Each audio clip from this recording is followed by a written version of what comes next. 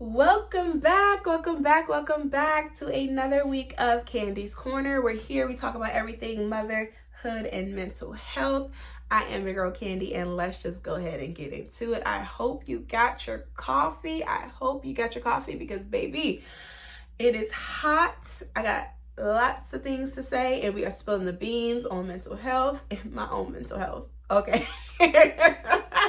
On today, I have been MIA since February. So many things have happened. I mean, literally death in the family drama dynamics, baby daddy issues, midterms for school, COVID. Child, are you ready? Okay, sit down.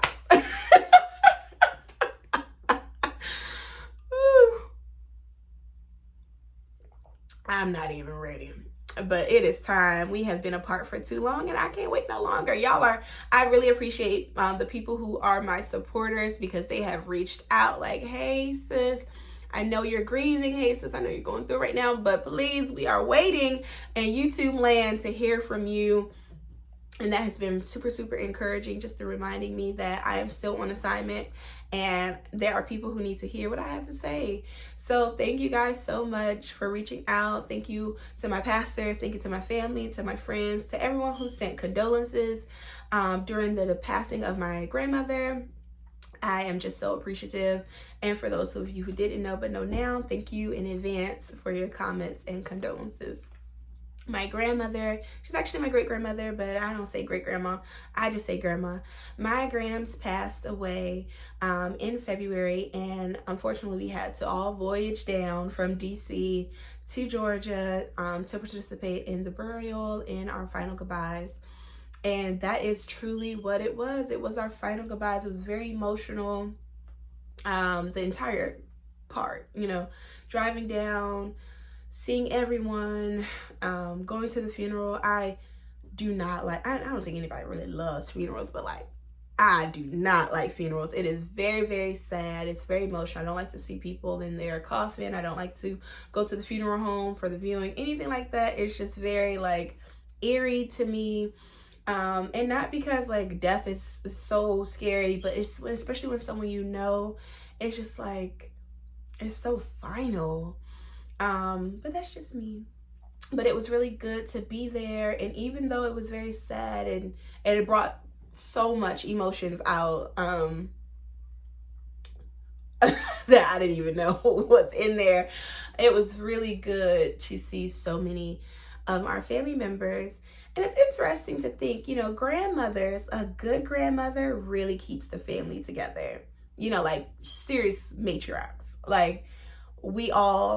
I never realized we used to do summers down to Georgia when we were younger for family reunions or whatever, or just family vacations. I would get with my cousins and, their parents, and they'll drive us down and we'd stay down there for a few weeks.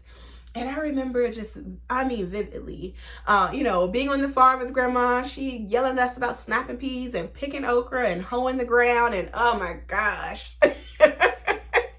That farm life, baby, I'm a city girl, and not Carisha and JT city girl. I was born in the city. So it used to be so hard. Y'all got me out here in these sticks, and we're working hard. She woke you up early with, literally, no exaggeration, with the chickens. You were up with the chickens, and you was outside, and you were working hard. There was no phones, because obviously I'm a 90s baby, so we did not have phones, and you surely wasn't going to have one in the country of Cairo, Georgia. Woo, baby. It was different.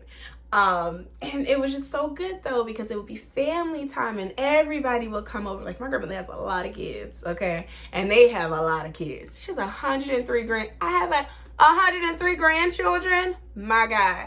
So imagine we were younger, all of us would just be there, just there, just all there, and she would cook for us all. And she'd get her pickup truck, and she would drive and, give okra out to family members and everything like that. And it was just so normal. And it wasn't until, being down for the funeral and people recounting on their experiences and their memories of her, that I realized like this is not normal for what I see up here in DC. It's not normal for how people interact. This is not normal for like the love, the family bond, that intimate connection, and that she didn't care. Y'all be fighting right in the yard. She said, get y'all butts in here right now and sit down and stop all that mess. Hush up all that mess. You know, you could have just been, I mean, the fight of your life with your cousin right out in front of the yard. But by the time grandma came out there, y'all was gonna come in this house, y'all was gonna wash up, y'all was gonna sit down at that table, and y'all was gonna be the best of friends as if nothing happened. Like, she did not tolerate any division amongst the family. She always said, like, family's what you got, that's all you got. And so it's so beautiful to see so many of my cousins, you know, we all grown now, we all got kids and things and significant others, and now it's like, you know, our parents are the, you know, the aunties. You know, our parents are now the grandparents, and our generation are like the aunties, like my cousins in the 30s and 40s now. You know, I'm the baby girl. So it's so interesting to see like that shift. It's interesting to see how family behaves and interacts, especially when they haven't seen each other in a long time, but the love was surely there. And I really hope that we all took a piece of that back to us, to our various destinations, because not everybody lived in Georgia. So I hope we take that back, and we've been in contact. We've been being more intentional about checking in with each other and making sure like you good. You know, I love you, just checking on you, thinking about you today, because you just never know. And you don't want so much time to pass before, you don't see each other until the next funeral again. But it's very important to love on your family, and not just your biological family, because this is, whew. I know there's a few people who are gonna listen to me on this video, and y'all gonna hear me say this, and y'all gonna cut up, but I'm gonna say it anyway. Make sure you're checking in on your family, and not just your biological family, but the family that you've created. Those are your friends. Those are your friends that turn into family, because sometimes through trials and tribulations, the people that you have selected as family can sometimes be more intentional about connecting with you than the people that you share blood with. And I know, listen, I know y'all hate that. And I love family. I am family first, okay? I am the one that literally jumps up at the events like, my cousin, auntie, sister, blah, blah, blah, blah, blah. Like, I love family time. I love prioritizing family time. I love spending time with my cousins and them. I love dropping by my auntie's house. I love seeing, my cousins. I love flying down south to spend time with my uncle and my auntie and go to the beach. And I love a good family time, okay? I love cutting up with my daddy. I love teasing my mama, but stuff. I enjoy family time. However, one thing I was able to realize from going back down to Georgia and coming back up here up north is sometimes family ain't family. Sometimes family gets a little crazy.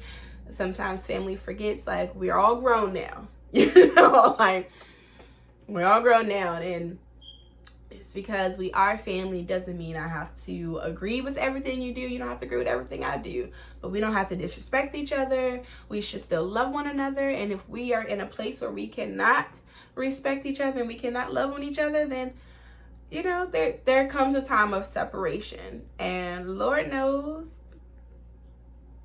I'm in a time of separation right now, and it gotta be like that some days. I don't know if you're drinking your coffee, but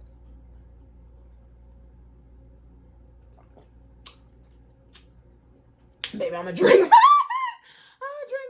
Because it's crazy sometimes, like, how things just pan out.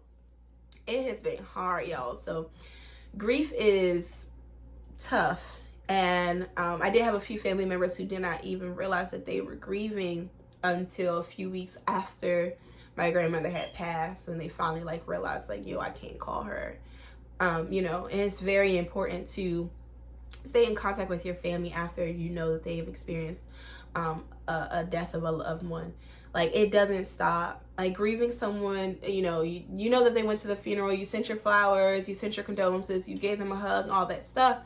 And so you want them to be okay, but that the family has to return home to their lives, and they have to find a way to continue to press on every single day as if this part of them is no longer there, and that's hard. I'm telling you, that's tough. And it comes and goes. Sometimes you might hear something on TV, or you might be watching something, you might smell something, and it reminds you like of that person, and you have to be strong in that moment and know like, it's just a reminder of the beautiful life that they live, the beautiful person they are. And honestly, I feel like personally the best thing I can do to honor my grandmother's life is to keep the legacy going. That she was a woman of God. Like, I'm not joking. I'm not joking. This lady served 62 years on the usher board as president. Okay? 62 years. She was okay with doing the Tuesday services, Wednesday service, Thursday service, Sunday all day, morning and afternoon service. They have evening service. She was there too to serve. Did not have a problem. Did not complain. And she would prepare food. Shut your mouth. And here we are, our little young selves, baby. Sunday, one service, be like, oh, okay, y'all pushing it. That's all I got. That's all I got. That's all I got. That's all I got. But she really did embody what it meant to be a servant to the kingdom and a servant to her community, because she made sure she owned a farm. She worked the farm. She made sure that people in her community, not just her children and not just her church community, but the community that she lived in, all was able to reap from her harvest. And that's how she stayed blessed. So if I can learn anything, is what I have is not mine. I am blessed to have resources to be a resource. That is the lesson. Thank you, Grandma. That is the lesson.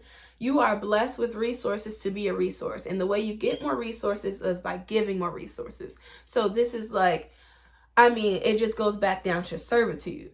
So I love that. I hope that more of my family members actually walked away with that understanding that, listen, we are a blessed people.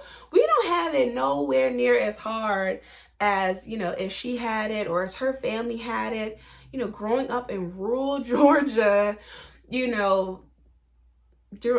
talking pre and post segregation, plantation land, lynching, Jim Crow, all of that stuff. We live a good life, okay? We live a good life. So the least I can do is show up in my community, show up for my family, show up for the kingdom of God, show up, okay? Show up, good or bad. And is another thing. My grandma has lots of kids, and they all, she showed up with all of them. So it just, you are blessed with resources to be a resource, and that is the lesson. So I want to encourage you with that, okay? And check on people, 2 weeks post the funeral, a month post the funeral, if it crossed your mind, you just happen to be thinking about them, just, hey, how you doing? How you holding up? You all right? You need anything? Because, sometimes we don't know how to explain that we are, not every day is a good day. And it's hard to articulate that sometimes. Like, oh, today is rough. Like, grandma's on my mind all day today. Like, I'm thinking about Grammy. I'm thinking about food. I'm thinking about, the pigs that, she was raising, the cows, the goats, the chickens. Girl, I bought some. I came home. I came back to DC from traveling to bury my grandmother in Georgia. And one of the first meals I made was okra. Yes, sure did. And I took so much pleasure. I was cutting my okra in my kitchen and crying, and it's like, grandma had passed already. We already said our goodbyes. We cried at the funeral and all that stuff. But I just wanted to feel comforted, and I did. It wasn't like a boohoo cry, like I'm so sad, how could the Lord take my grandmother? It wasn't like that. It was just like, I'm just so grateful that I even had the opportunity to know her in my lifetime, because she's a dynamite woman. Like, I have some videos on my phone from her cutting up with my daughter. She was a riot. Okay, she was short in stature, but she packed a punch. And so I truly love her. And so yes, I was cutting that okra, ready to make my dish, and I was just crying, just remembering, like, man, she was an awesome woman of God, And so that's what I just mean when I say check on people who are grieving. Check on them, because they don't end at the funeral. We got to live every day after that funeral. We're not close by, so we just got to, prayers for comfort and peace to survive. That's all. Listen, child.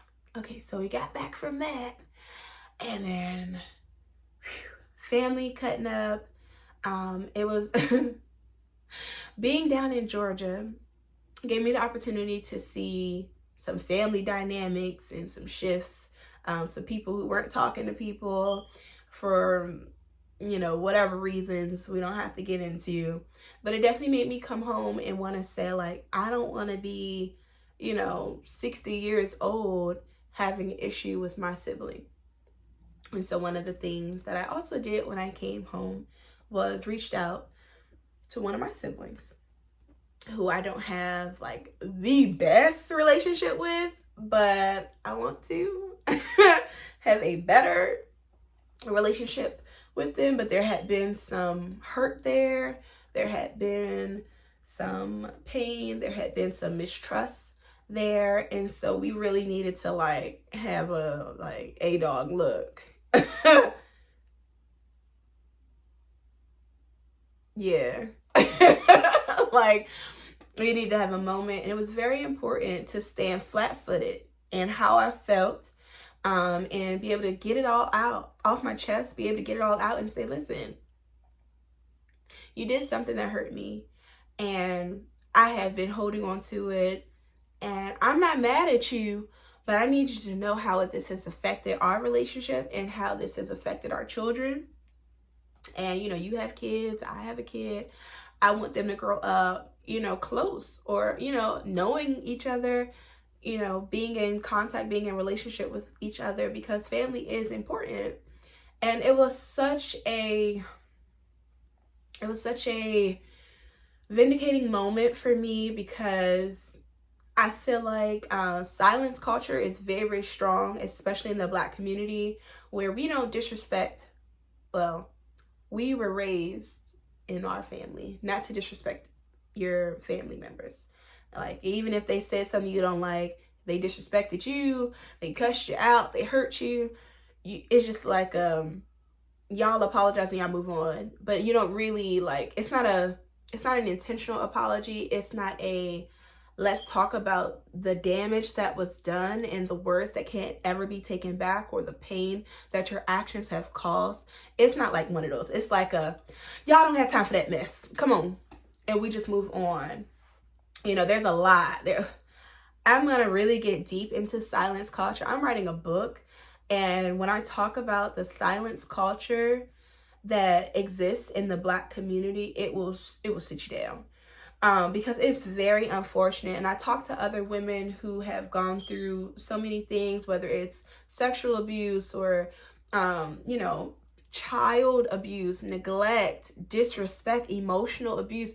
And it's like, whether it be your mom, your dad, a sibling, an uncle, a grandparent who, inflicted that abuse on you, you're not able to talk about it. Like, the family will all know that this happened to you. And they're like, oh, that's just your uncle, or, just stay away from them. Avoidance is a thing.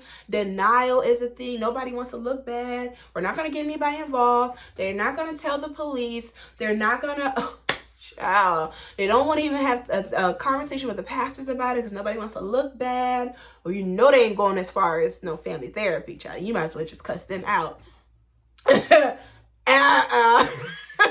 So they just stay quiet, and people stay broken because of silence culture. And so you go 10 years, 20 years, 30 years holding on, harboring this pain, this neglect, this hurt, and then it resurrects itself in other places. You know, that now I can biblically back this up about them dry places, okay? And how seeking to devour these dry places. Good God. Woo! Those things that you like, oh, that happened so long ago. I ain't even worried about that. And then something will happen, and it's like now you're angry, you're irritable, you're frustrated. Things will start happening, and it's all tied to this event, this situation, this occasion that happened that you did not properly deal with. You did not properly address it, and now it is coming up. It's deeply rooted. It's deeply rooted. And when you're on your journey of growth, when you're on your journey of recovery, you're on your journey of healing spiritually and physically, things that you haven't dealt with, those deeply rooted issues will start to surface. Ooh, whether you want them to or not. There's been so many things that have been called out from my pastors. Men and women of God, if you're listening, I don't always in the moment be like, they right. Because sometimes when the men and women of God speak or call out something, and it doesn't even always have to be your pastors. It could be one of your friends. It could be a cousin. It could be a coworker. Sometimes they might call out a behavior that you're exhibiting or attitude that you're exhibiting. And you don't even realize like how deep something is affecting you, or how deep something has affected you, or how far something even goes, or where it even came from. And somebody might say something, you be like, that's not me. And then you get home and you start really thinking about that thing. Because if you're serious and committed to your growth, okay, you get home, you start thinking about that, you be like,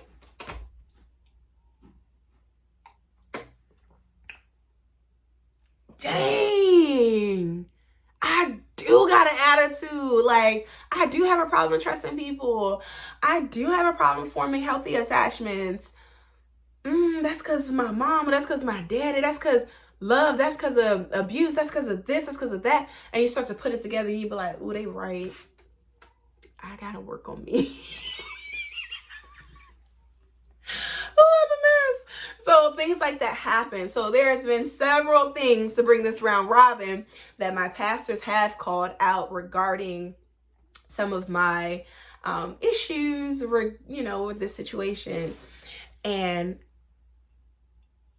yeah, it took some time for me to be able to say, oh, okay, that's that coming out of me, because I need to go to the next level, and I can't be effectual in my healing. I can't be effectual in this journey if I don't deal with these things that are still attached to me. And so when I came home, I said, let me call my brother and let's have a talk, because this is not cool. Like, this is what happened, and we got to move forward, and that was such a big job. If you don't know us, then you don't know us. And I'm not about to hash y'all out right here, but that was a big deal for us. That was a really, really big deal for us. And I'm very grateful that that happened, because it needed to happen. We do, as a people, need to learn how to have healthy communication. Like, just because you all have a difference of opinion on something, or different viewpoints of how something happened, or discussions, or whatever, we have to be able to hear one another and have healthy confrontation. Like, it's not going to feel good. Somebody telling you what they don't like about you, it's not going to feel good. It's not going to feel good. But if it's tied to your growth, we got to do it.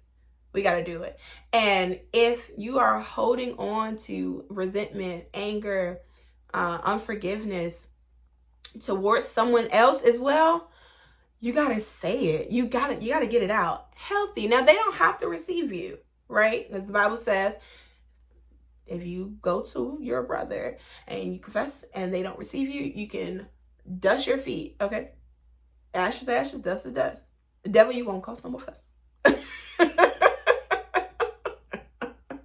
And we're moving on. But yeah, you gotta do it. So yeah. So that happened. That was very important for my growth, his growth, the relationship of our children and things like that. So we got through that, baby. And then I got COVID during midterms.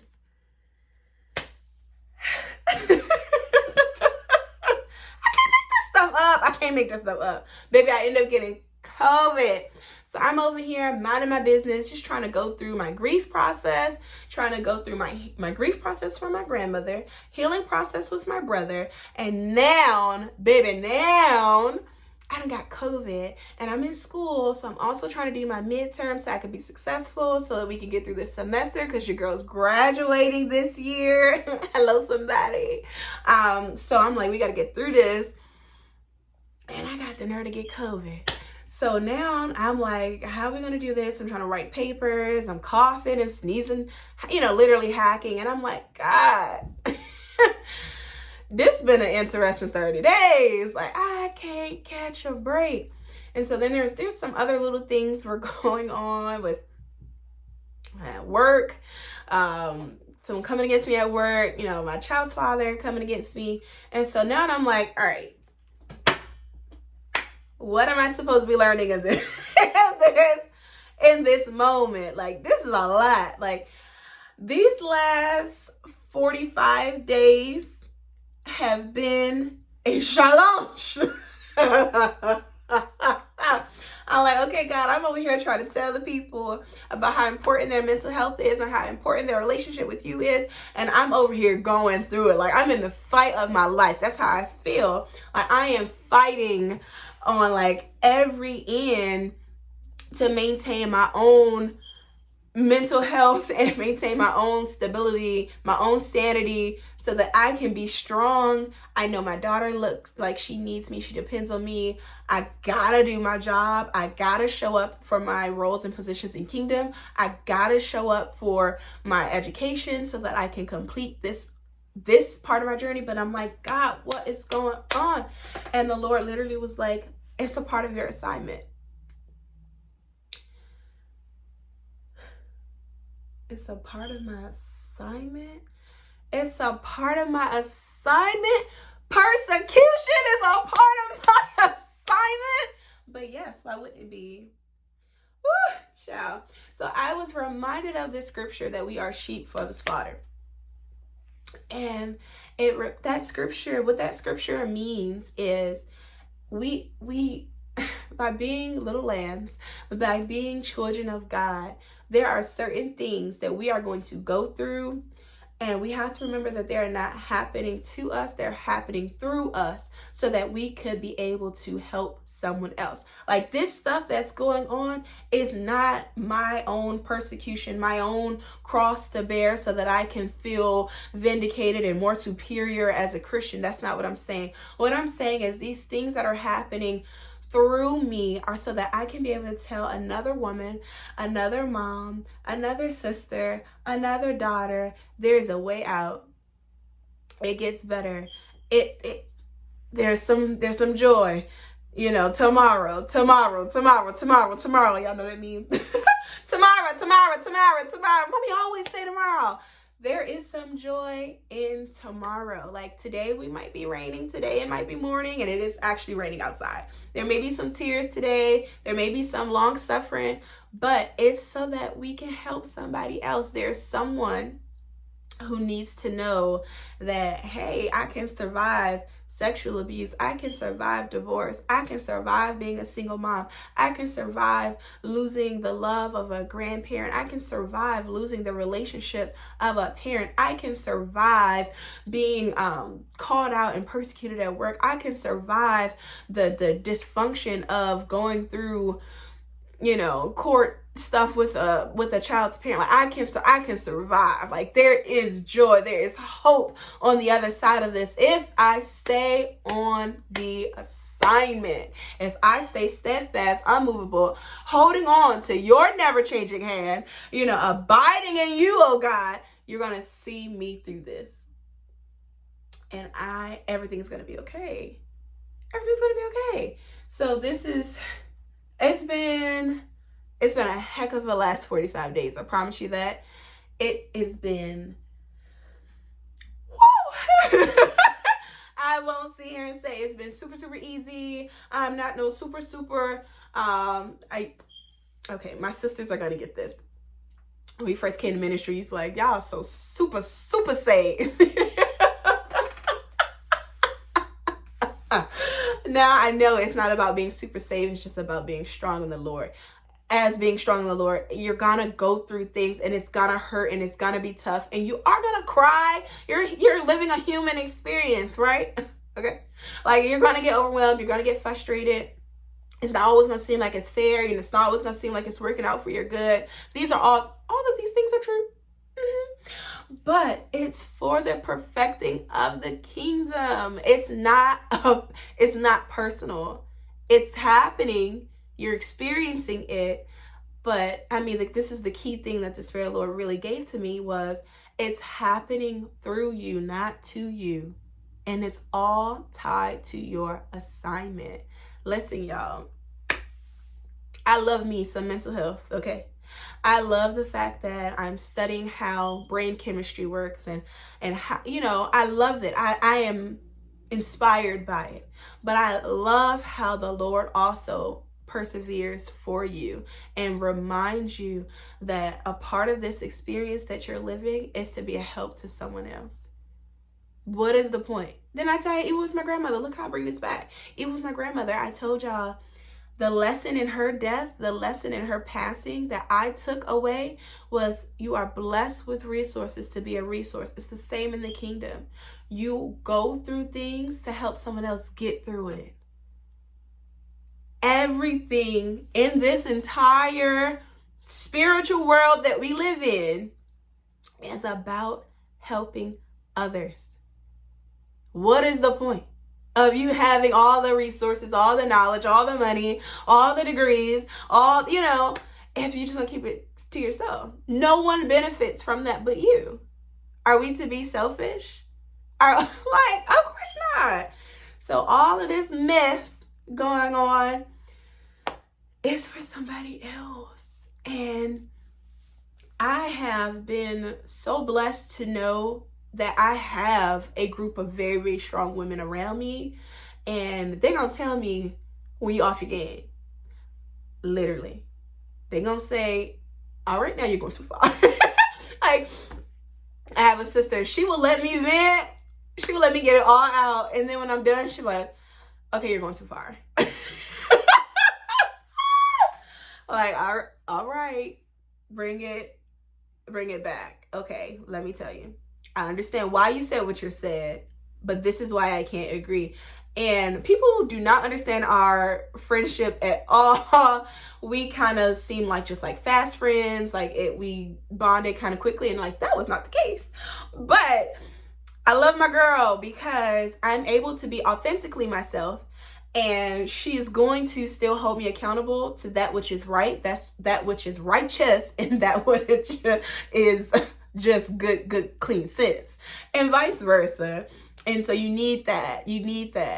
And so she also encouraged me to get myself together and get back on here to these people who are my community, because I have committed myself to helping you all. And believe it or not, while I am just trying to share knowledge and information about motherhood, mental health, and Christ, it's very therapeutic for me as well. It is very helpful to myself as well. So I'm here to help us all heal, okay? Let's heal together, okay? We're gonna heal together in this piece, for sure. Okay.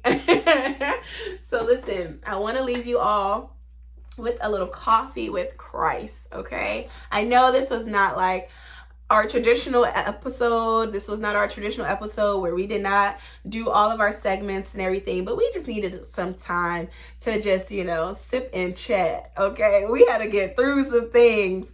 And I just love how we can do that, because this is our channel, this is our village, this is our community, and we can do what we want to do. Okay. But I want to give you all 1 Corinthians, okay, 16, 1 Corinthians 16 and 13. Y'all ready for this? 1 Corinthians 16 and 13 says, "Be courageous, stand on guard, and stand firm in your faith. Be strong." Why am I saying that? And I might be paraphrasing the scripture, but I will put it in the chat. Why am I saying be courageous, be strong, stand firm in your faith? I am reminding you all of this provision and this promise for your life, because, baby, we have got to stand firm. And although the trials will come, okay, think it not strange, the fiery trials by night, okay, it's gonna be okay. Stay the course. Stay the course. Stay the course. It is all working together for your good. It's gonna be okay. Listen, in these last 45 days, I promise you, I done cried enough for all of 2023. This is not what I imagined my 2023 to look like. Shall I tell you? But I am so very grateful to God that I have a community. I have my faith. I have firm relationships that can affirm me of who I am and who I am in God when I have moments of like overwhelm, or it's not seeming right, or I can't make sense of it all. I love to understand things. I'm a very analytical thinker. So if I can't understand and I can't see the A to the Z, I'd be like, what is this? How do we get here and how are we getting out of it? So I can get discouraged that way. But it's very important that I have people in my life who say like, hey, look, shape up, get it together. Like, what's going on? That's very helpful to remind me of who I am and whose I am.